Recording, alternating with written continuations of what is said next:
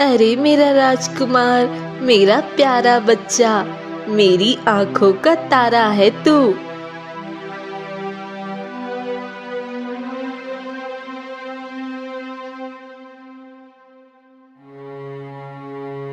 आज इस जंगल में इतना सन्नाटा क्यों है?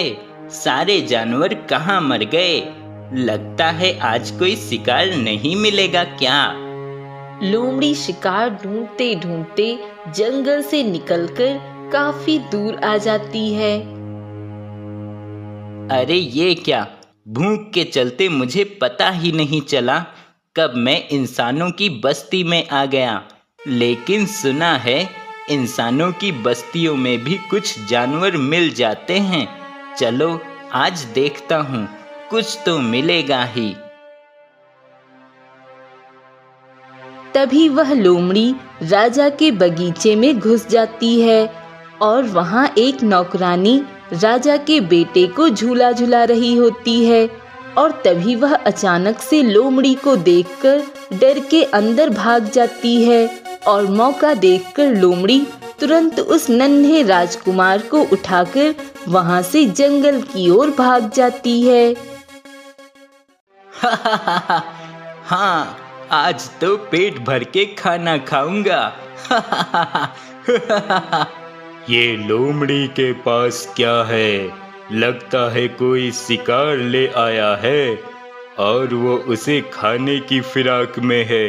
चलो फिर अभी इस लोमड़ी को सबक सिखाता हूँ। मुझे बिना बताए ही शिकार को अकेले ही सफाचट करने की सोच रहा है ये लोमड़ी।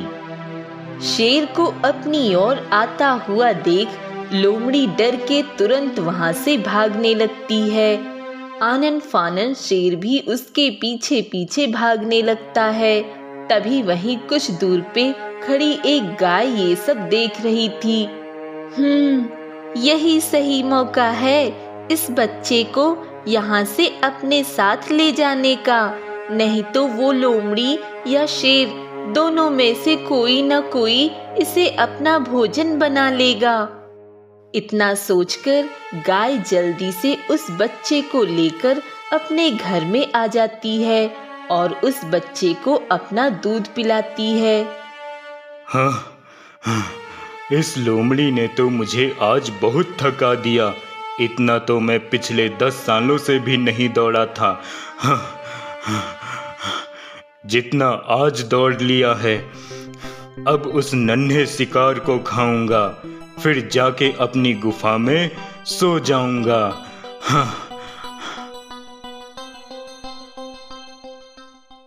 शेर उसी जगह पे पहुंच जाता है जहां वह नन्हा बच्चा पड़ा था। अरे ये क्या, वो नन्हा बच्चा कहाँ चला गया? कौन ले गया उसे? किसकी इतनी हिम्मत है जिसने मेरे खाने को हाथ लगाया? मैं इसका पता लगा के रहूंगा। जरूर ये उसी लोमड़ी की कोई चाल है। उसने मुझे गलत दिशा में भगा के खुद यहाँ आके उस बच्चे को उठा ले गया है। इस लोमड़ी को तो मैं छोड़ूंगा नहीं।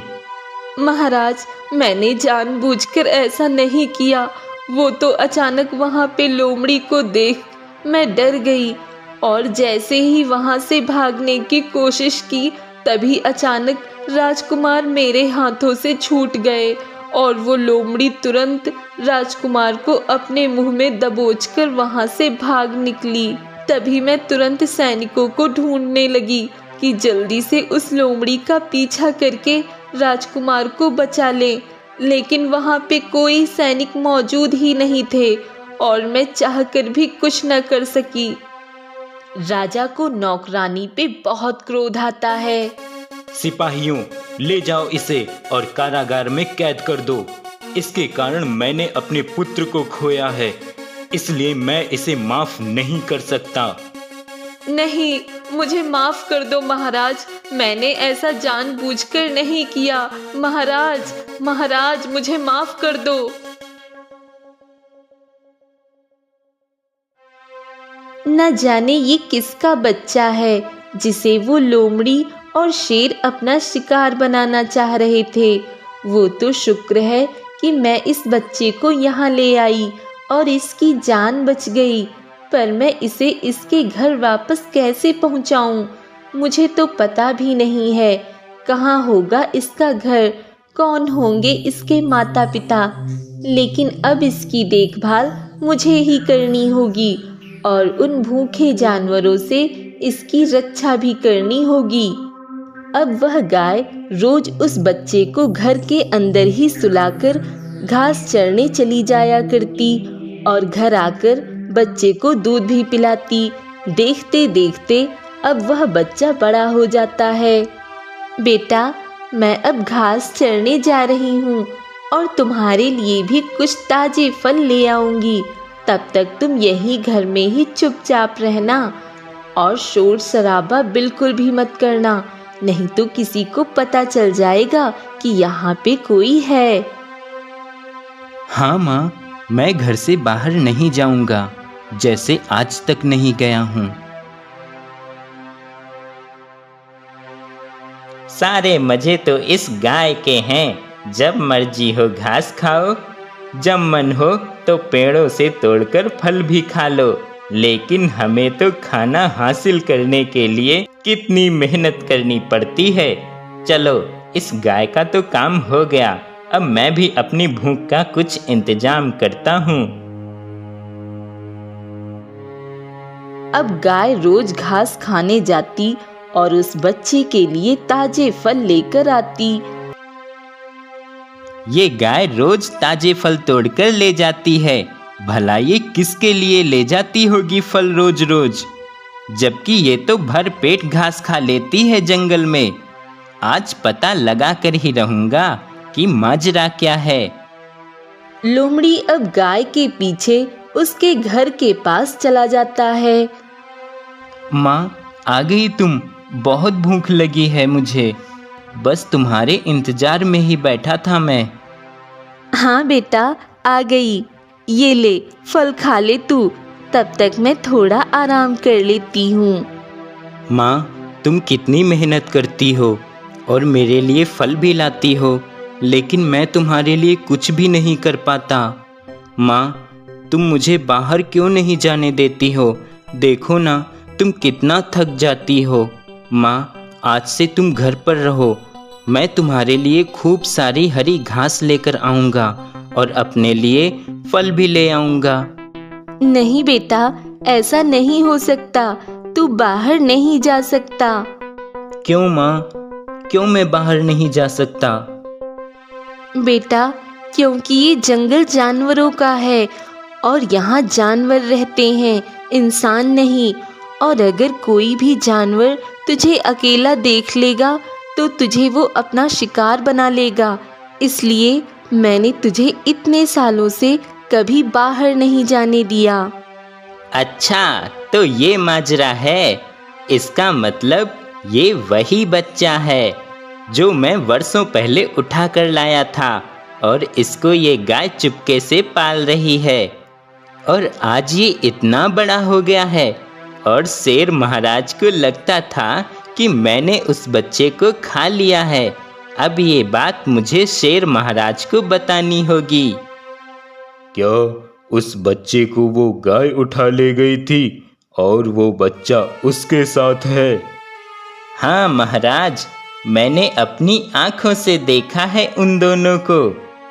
तो ठीक है, चलो फिर आज उन दोनों का काम तमाम कर देते हैं। वैसे भी मुझे भूख भी लगी है, कई दिनों से मैंने कोई शिकार नहीं किया है। नहीं महाराज, ऐसा मत करो। अगर अभी उसको खाने चलोगे तो कुछ हाथ नहीं लगेगा, क्योंकि वो गाय अपने घर में दरवाजा बंद करके रखती है और वह हम दोनों को देखकर सतर्क हो जाएगी। इसलिए कल जब वो घास चरने मैदान में जाएगी तब आप उस पे हमला कर देना और फिर उसके बच्चे को मारने में कोई बाधा नहीं आएगी। ठीक है, तो हम कल सुबह ही उस गाय को खत्म कर देंगे और फिर उस बच्चे को भी। अच्छा बेटा, मैं जा रही हूँ घास खाने, और तुम्हारे लिए भी ढेर सारे फल लेकर आऊंगी। ठीक है माँ। शेर महाराज, शिकार सामने है, बस आप जल्दी से उसको दबोच लें। हाँ, तुम ठीक कह रहे हो, शिकार सामने है। अब मुझे देर नहीं करनी चाहिए।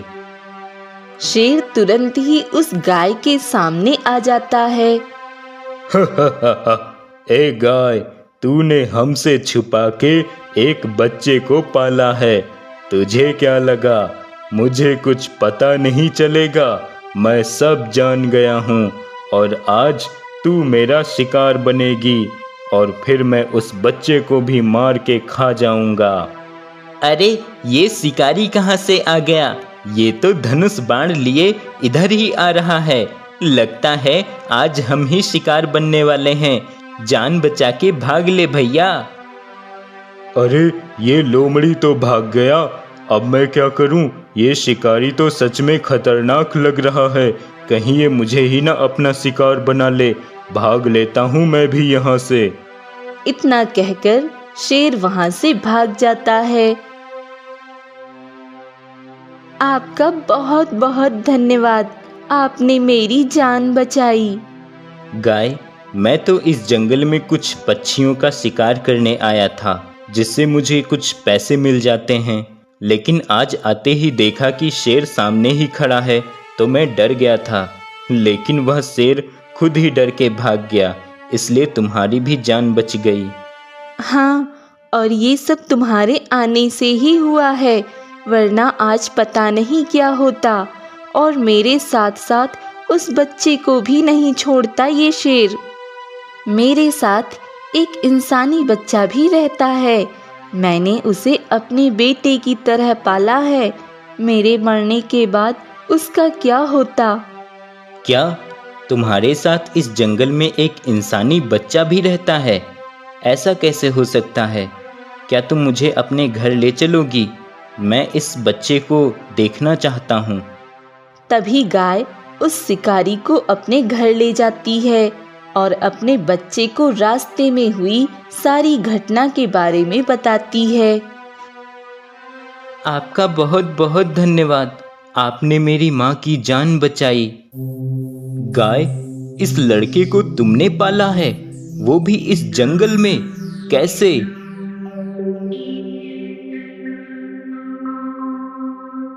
गाय, मुझे तुम पे गर्व है। तुम सच में गाय माता हो। अच्छा, अब मैं जाता हूँ, कभी मिलने आऊंगा फिर। माँ, मैंने कितनी बार कहा है कि अब मैं बड़ा हो गया हूँ, अब मैं भी आपका ख्याल रख सकता हूँ। अगर आज वो शिकारी ना होता तो वो दुष्ट शेर और लोमड़ी आपको मार देते।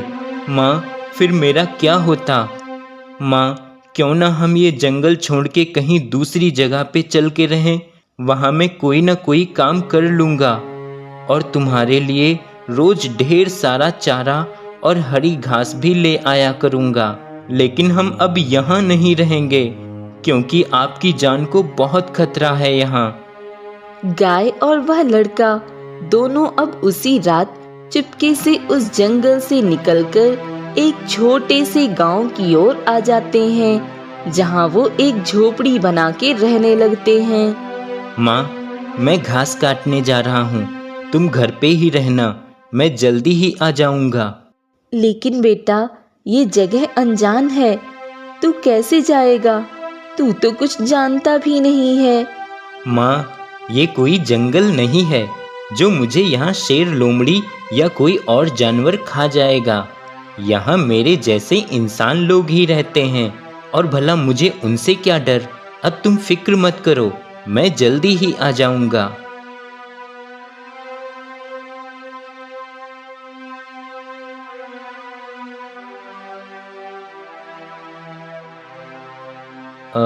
कहाँ जाऊं हरी घास काटने, जहाँ फल भी लगे हों पेड़ों पर?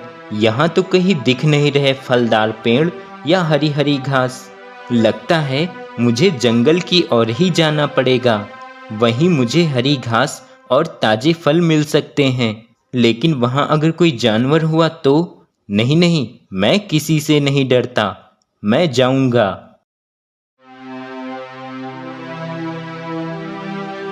आह आह।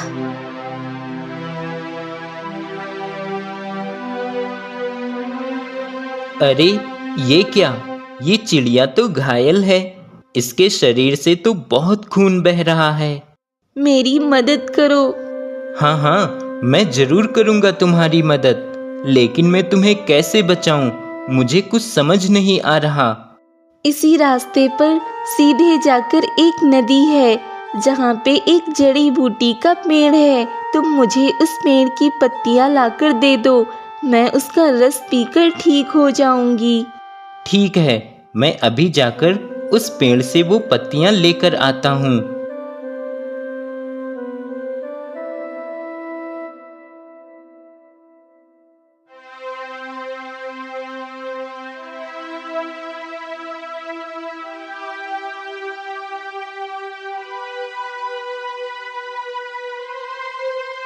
तुम्हारा बहुत बहुत धन्यवाद।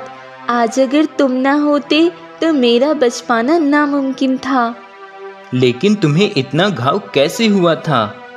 मैं आसमान में उड़ते हुए जा रही थी, तभी पीछे से एक चील आ गई और वो मुझे मारकर खाना चाह रही थी। उसने ही मुझे घायल कर दिया और तभी एक दूसरी चील भी वहां पर आ गई और उन दोनों में लड़ाई होने लगी। तभी मैं चील के पंजों से छूटकर यहाँ नीचे गिर गई और वो दोनों चील लड़ते लड़ते उड़कर कहीं और चले गए। लेकिन तुमने नहीं बताया कि तुम इस जंगल में क्या कर रहे हो और तुम्हारा क्या नाम है, तुम कहाँ रहते हो?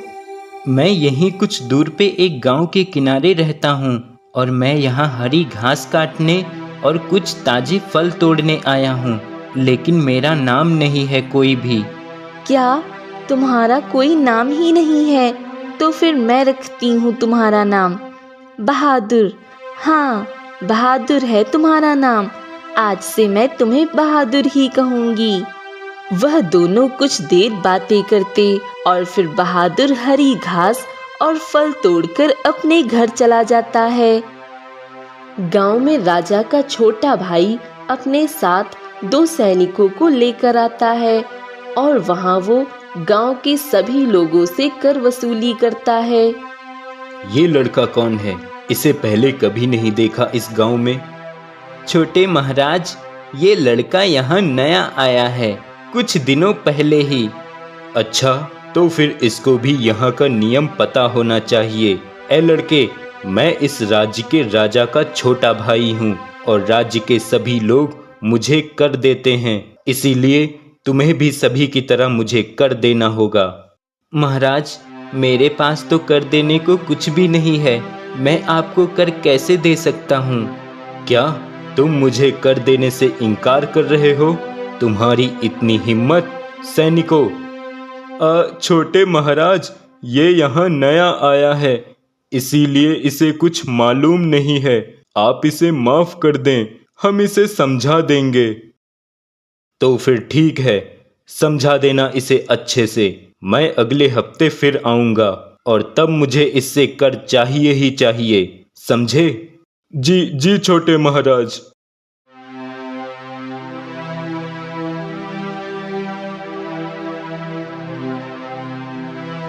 अरे वाह, ये तोता कितना सुंदर है। 7 रंग वाला तोता कितना प्यारा लग रहा है। हाँ, ये तोता तो सच में 7 रंगों वाला तोता है। ऐसा तोता तो मैंने पहले कभी नहीं देखा। सेनापति, मुझे ये तोता चाहिए, आप इसे पकड़ने का प्रबंध करें। महाराज, मैं इसे नहीं पकड़ सकता, लेकिन मैं एक ऐसे व्यक्ति को जानता हूँ जो एक शिकारी है और पक्षियों को पकड़ने का काम करता है। वो इसे जरूर पकड़ लेगा। तो ठीक है, आप जल्द ही उसे बुलाइए और उससे कहें कि मुझे ये तोता हर हाल में चाहिए। जी महाराज। सैनिकों, उस लड़के को हमारे पास बुला कर लाओ। हाँ, तो तुमने मुझे अभी तक कर क्यों नहीं दिया? जबकि राज्य के सभी लोग अपना अपना कर सही समय पे चुका देते हैं। हमने तुम्हें 1 हफ्ते की मोहलत भी दी थी, जो आज समाप्त हो गई है। आज तुम्हें कर देना ही होगा। महाराज, मेरे पास आपको देने के लिए कुछ भी नहीं है। मैं कहाँ से लाऊंगा पैसे जो आपको कर दूंगा? तुम मेरा अपमान कर रहे हो और सरासर झूठ बोल रहे हो कि तुम्हारे पास पैसे नहीं है। सैनिकों, जाओ इसके घर की तलाशी लेकर आओ। अभी पता चल जाएगा कि इसके पास पैसे हैं या नहीं। तभी सैनिक जाकर उसके घर की तलाशी लेने लगते हैं और उन सैनिकों को बहादुर के बचपन के कड़े मिल जाते हैं, जिन्हें वह सैनिक राजा के भाई के पास लेकर जाते हैं। क्या ये तुम्हारे बचपन के कड़े हैं? हाँ महाराज, ये मेरे बचपन के कड़े हैं। ऐसा कैसे हो सकता है? ये कड़े इसके कैसे हो सकते हैं? ये तो हमारे खानदानी कड़े हैं और ये कड़े इस लड़के के पास हैं और ये कह रहा है कि ये इसके बचपन के कड़े हैं। ए, तुम यहाँ इस गांव में कब से रह रहे हो और इससे पहले कहाँ रहते थे तुम? और तुम्हारे माता पिता कौन हैं? सब बताओ मुझे जल्दी। महाराज, मेरे माता पिता नहीं हैं। मेरी सिर्फ एक माँ है जो कि एक गाय है। उसी ने मुझे पाला है और मैं एक घने जंगल के एक पुराने से खंडहर में अपनी माँ गाय के साथ रहता था और अभी कुछ दिनों से यहाँ इस गांव में रह रहा हूँ। क्या तुम एक गाय के साथ रहते हो और वो तुम्हारी माँ है और उसने ही जंगल में रहकर तुम्हें पाला है? क्या तुम सच कह रहे हो? हाँ महाराज, मैं सच कह रहा हूँ। अगर ये सच बोल रहा है तो इसका मतलब ये वही बच्चा तो नहीं जिसे बचपन में लोमड़ी उठा ले गई थी। अगर ये वही बच्चा है तो इससे पहले कि ये बात किसी को भी पता चले, इस लड़के का कुछ करना होगा। देखो, तुमने मुझे कर भी नहीं दिया है और ये इतने कीमती कड़े भी तुम्हारे पास मिले हैं। अगर ये बात राजा साहब को पता चल गई तो तुम्हें इसकी सजा भी मिल सकती है। लेकिन मुझे लगता है कि तुम ईमानदार हो, इसलिए तुम्हें मेरी बात माननी होगी और तुम्हें मेरे महल में नौकरी करनी होगी, जिससे तुम्हारा कर भी माफ हो सके और ये कड़े वाली बात भी किसी को ना पता चले। महाराज, मैं आपके साथ महल चलने को तैयार हूँ, पर मैंने कोई चोरी नहीं की है और ये कड़े मेरे ही हैं। अब तुम चुपचाप मेरे साथ महल चलो और इन कड़ों के बारे में तुम किसी से कोई भी बात नहीं करोगे, समझे? बहादुर अब राजा के भाई के साथ उसके महल चला जाता है। आज से तुम्हें यहीं पौधों में पानी डालना है और इन पेड़ पौधों की देखभाल करना है और यहाँ से आगे महल के अंदर जाने की हिम्मत भी मत करना, नहीं तो उसका अंजाम बुरा होगा, समझे? जी महाराज, जैसा आप कहें। बहादुर अब वहीं पेड़ पौधों की देखभाल करता और शाम को घर जाकर अपनी माँ गाय के लिए घास और अपने लिए फल तोड़कर ले आता है।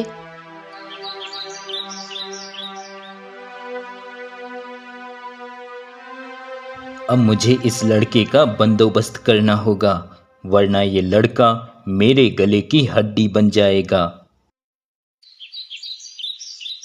एक दिन राजा इधर उधर टहल रहे होते हैं कि तभी राजा की नजर बहादुर पर पड़ती है। कौन हो तुम? पहले तो कभी नहीं देखा तुम्हें यहाँ। महाराज, मैं यहाँ नया आया हूँ। अच्छा अच्छा, ठीक है।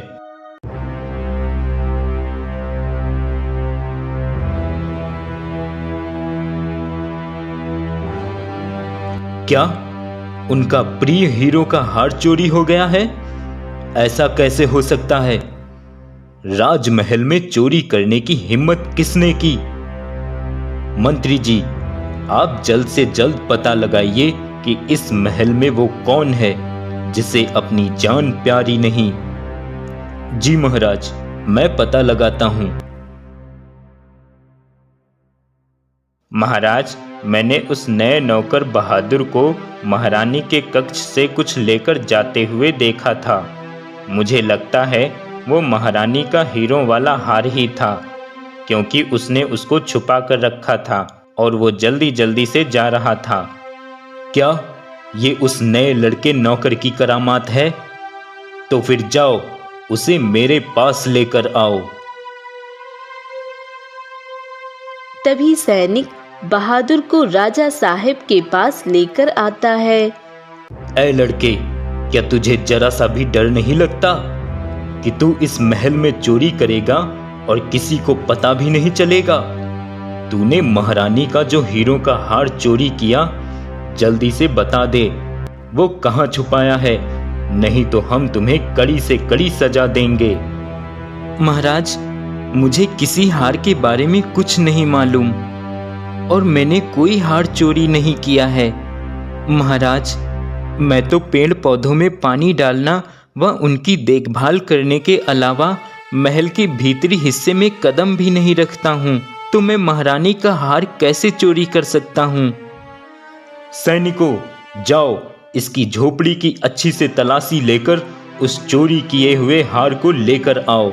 इसने वो हार अपनी झोपड़ी में ही छुपा कर रखा होगा। सैनिक अब जाकर उसकी झोपड़ी में देखते हैं। तभी उन्हें वहाँ एक राजसी संदूक दिखाई देता है जिसमें वह हीरो का हार रखा होता है, जिसे वह सैनिक राजा के पास ले जाकर पेश कर देता है। महाराज, अब आप नहीं, इसे तो मैं सजा दूंगा, क्योंकि इस पे तरस खाकर मैंने ही इसको महल में नौकरी दी थी और उसका इसने ये सिला दिया। अगर आज इसको माफ कर दिया गया या कोई छोटी सजा दी गई तो कल किसी और की भी हिम्मत होगी इस महल में चोरी करने की। ऐसा दोबारा ना हो, इसलिए मैं इसे फांसी की सजा सुनाता हूँ, क्योंकि इसने महारानी के गहनों की चोरी की, इसलिए इसकी सजा भी बड़ी होनी चाहिए।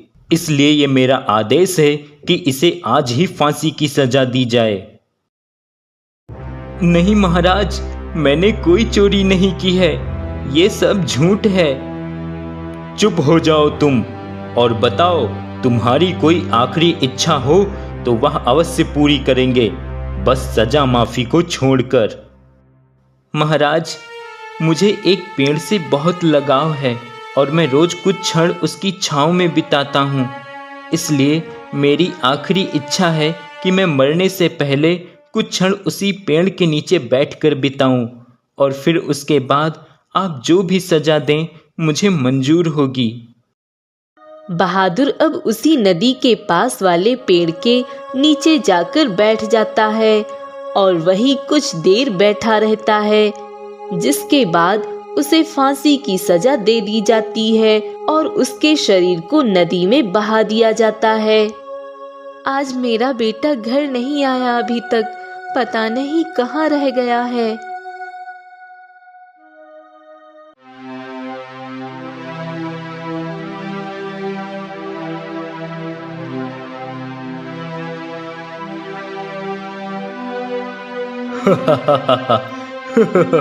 ये तुम्हारा इनाम है, रख लो।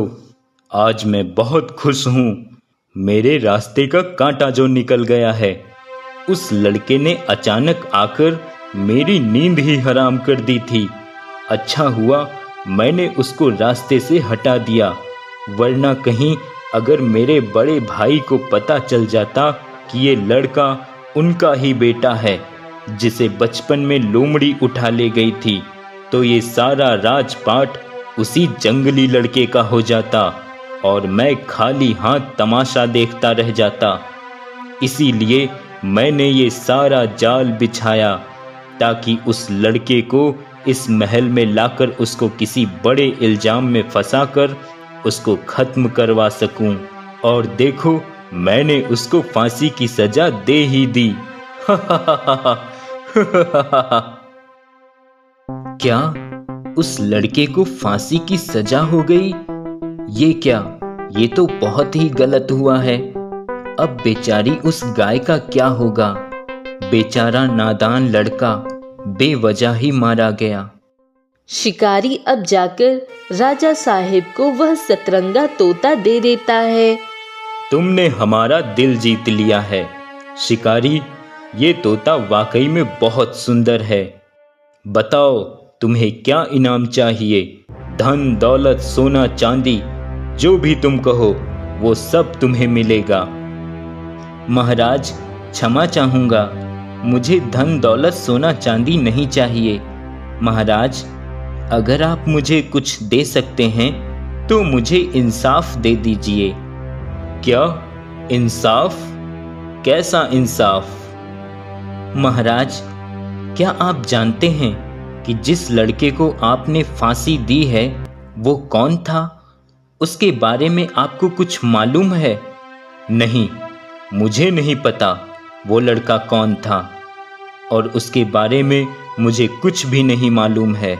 उसने महारानी का हार चुराया था, जिसके बदले में मेरे छोटे भाई ने उसे फांसी की सजा सुनाई ताकि दोबारा कोई ऐसी हरकत ना करे इस महल में। लेकिन तुम ये सब क्यों पूछ रहे हो? महाराज जिसे आपके दरबार में फांसी दे दी गई वो लड़का चोर नहीं, वह आपका ही पुत्र था, जिसे बचपन में एक लोमड़ी उठा ले गई थी और उस बच्चे को उस लोमड़ी से बचा के एक गाय ने उसे पाल पोस कर बड़ा किया था। और कुछ दिनों पहले ही वह दोनों जंगल छोड़कर पास के एक गांव में रहने आए थे, जिसे आपके ही भाई छोटे महाराज ने पहचान लिया और अपने रास्ते से हटाने के लिए एक सैनिक को रुपयों का लालच देकर उसके साथ मिलकर उस लड़के के खिलाफ साजिश रच के उसको फांसी की सजा दे दी, ताकि इस राज्य के अगले राजा आपके भाई बन सकें। महाराज मैं चाहता हूँ आप मेरे साथ चलकर उस गाय से जरूर मिले जिसने उस लड़के को पाला था। राजा तुरंत उस शिकारी के साथ बहादुर के घर पर पहुंच जाता है और तभी वह गाय राजा को सारी बात बताती है। गाय की बात सुनकर राजा के पैरों तले जमीन खिसक जाती है और वह बहुत दुखी हो जाता है। क्या ये क्या अनर्थ हो गया? मेरे ही दरबार में मेरे ही बेटे को फांसी की सजा हो गई और मैं देखता रहा, अपने बेटे को पहचान भी ना सका और मेरे ही भाई ने मेरे बेटे की जान ले ली।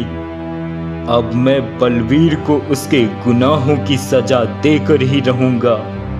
तभी वहां बहादुर आ जाता है और उसे देखकर सब आश्चर्यचकित रह जाते हैं। अरे ये क्या? तुम्हें तो फांसी दे दी गई थी, तो तुम बच कैसे गए? ऐसा कैसे हो सकता है? ये कैसे हो गया? तुम्हें तो फांसी दे दी गई थी, तो फिर तुम्हारी जान कैसे बच गई? महाराज मैंने कोई चोरी नहीं की थी, इसीलिए मुझे खुद को बेगुनाह साबित करना था। इसीलिए मैंने अपनी आखिरी इच्छा में जिस पेड़ के नीचे बैठने की मांग की थी, उसी पेड़ की जड़ी बूटी मैंने अपने फांसी होने से पहले ही खा ली थी, जिसकी शक्तियों की वजह से मैं बच गया और मैं वापस आ गया हूँ।